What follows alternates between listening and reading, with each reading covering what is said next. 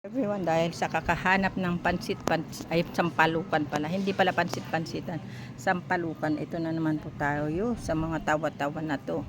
Paki-comment na lang po kung anong magagamot ito, kasi kahit na bunutin mo sila, tumutubo pa rin sila.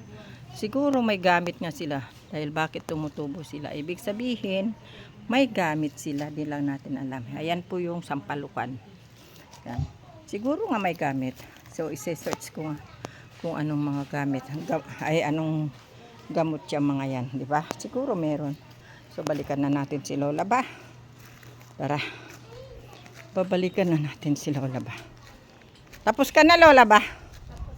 Ayan. Tinanim niya yung aming, may tinanim siya dyan. Ayan. Tingnan nyo, oh. Kahit naputulin mo yung mga malunggay, tumutubo pa rin sila. Ayan.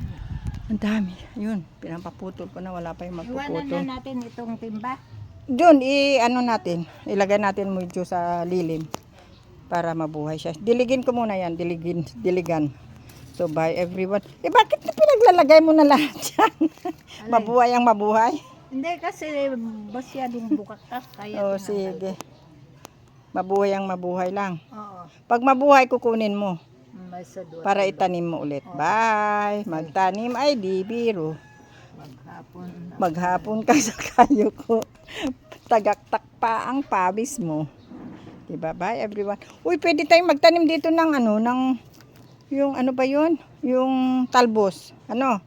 Talbos ng kamote. Oo. Ayan, maganda pala dyan banda. Bye everyone.